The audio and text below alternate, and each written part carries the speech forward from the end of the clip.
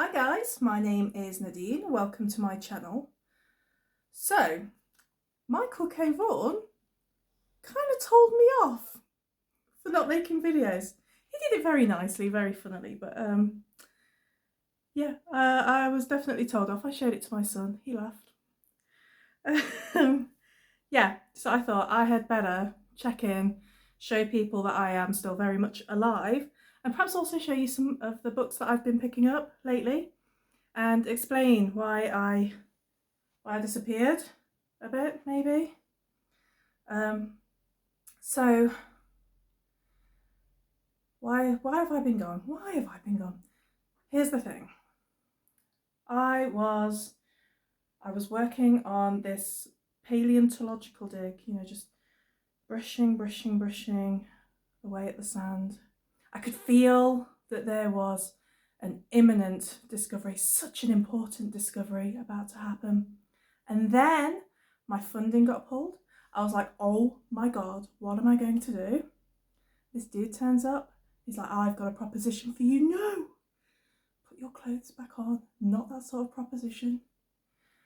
And so I flew to this island where they had recreated all of the dinosaurs. They were walking around, living, breathing, fighting, other things, sing.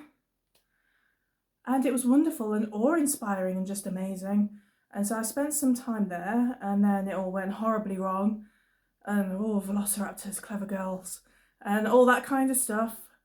And I've also been watching a lot of Camp Cretaceous with my son, and at uni. And people had told me that the master's degree was a lot of work, but it's a lot of work. So that's where I've been. It's been a wonderful experience, actually. I've been really loving it. I've been making friends, and it's very interesting. Lots of fascinating stuff that I'm learning, and I've improved in confidence. It's just great. If ever anybody has any doubts about their ability to go back and do these things at whatever age, just do it. It is amazing, and also horrible, and I'm drowning.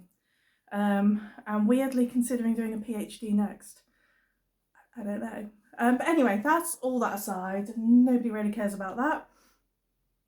So I thought what I will try and do, because I have missed you guys, is on a Wednesday night, I tend to enjoy a glass of wine and chill out, because I say I'm not doing anything tomorrow, but I'm studying from home. But yeah, so on Wednesday night I kind of chill out a bit, and I thought it would be nice to have a chat and a catch up on a Wednesday. So yeah, I have been buying books, not been doing so great at reading them. I think all of October, the only book that I finished was my 50 States Reading Challenge book, which I'll tell you about next week probably. But I have managed to finish a few so far this month, so I feel like I'm starting to get into a little bit more of a routine with things and a bit more of a groove. So yeah. So I have some new books. It's not all of these, don't worry, we're not going through all of these. But this is my new and improved TBR shelf with lights, because essential. But first of all, what I want to show you is Lord of the Rings. So obviously there's a new series going to be on Prime next year, and I suddenly realised, well, I only ever read the first book. I never went back. I don't know why. So I bought the set. I've got all of those original ones now, and The Hobbit.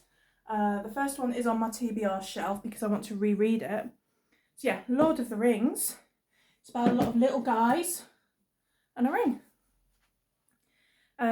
Another book that I've picked up recently was one that was mentioned to me by AJ Dunn Reads and Writes, and that was The Accursed by Joyce Carol Oates. I've never read anything by her, but I do have a few things now on my shelves.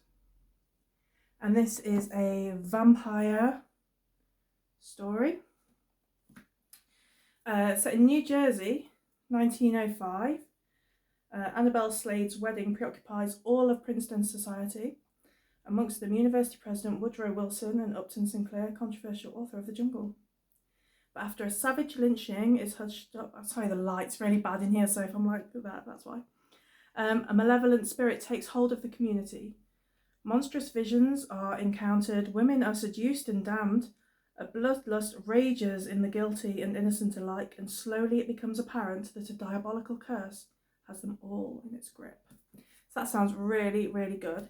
It's a bit massive, so I'm not quite sure when I'm going to get around to it, possibly for my New Jersey read when we get there. Another one, I was obviously feeling very intelligent this day. That does not come as standard, believe me. Richard P. Benthal, Madness Explained, Psychosis and Human Nature. Yeah, I think in this, the author is putting forward the view that that psychosis is a natural part of being human. I haven't read it yet, but it should be interesting. It came recommended, so I'm looking forward to getting to it, but just not quite sure. And then this one I was really excited about. I have read this one. This was my Halloween read. I saw it floating around on a few channels and I was so excited because it's like, oh, that is so up my street. And that is Nothing But Blackened Teeth by Cassandra Kor. So yeah, I love Japanese horror. So anything to do with, you know, freaky ghost girls. Yeah. This is about Kat.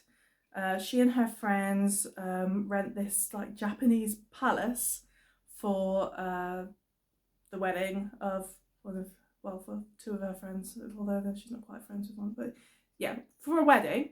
And so her little group get there like the night before to sort of just hang out and celebrate and all that kind of stuff.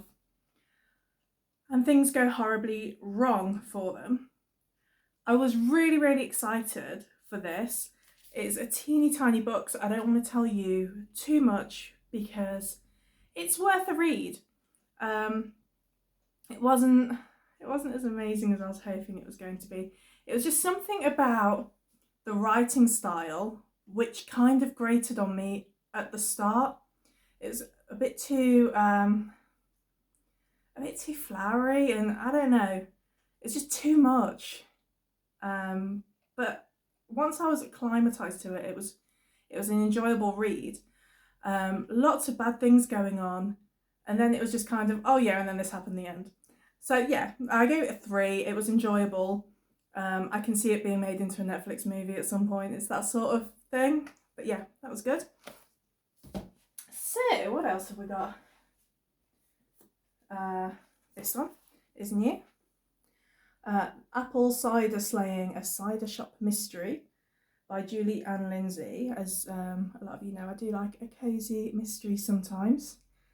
And this looks both autumnal and Christmassy at the same time. So, you know, perfect for this time of year. And incidentally, I've started making cider as well, so that's also fun. And then this is another one that I saw floating around on a few channels, and that is Blood Cruise by Matt Strandberg. I think this is like a slasher set on a boat, although then I heard it's like a vampire story. Either way, you know, just the confined space and all that, yeah, sign me up. I don't need to know any more than that. That sounds amazing. Lots of blood and yeah, awesome.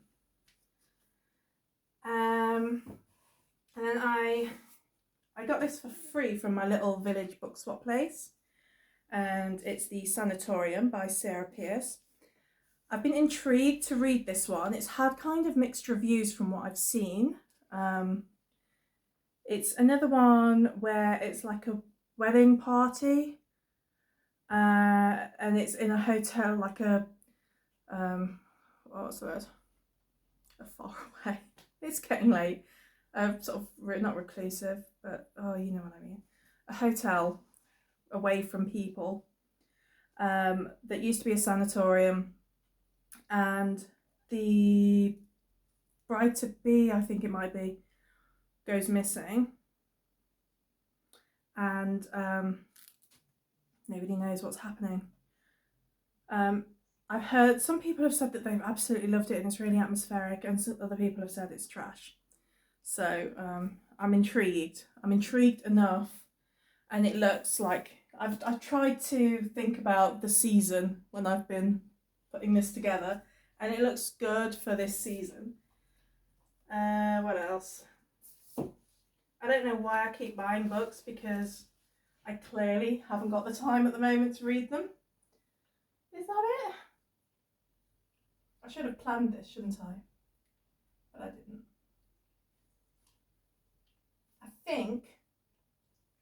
I think, guys, that you're free to go. So thank you very much for stopping by. I will try, Michael Cavorn, to make more videos.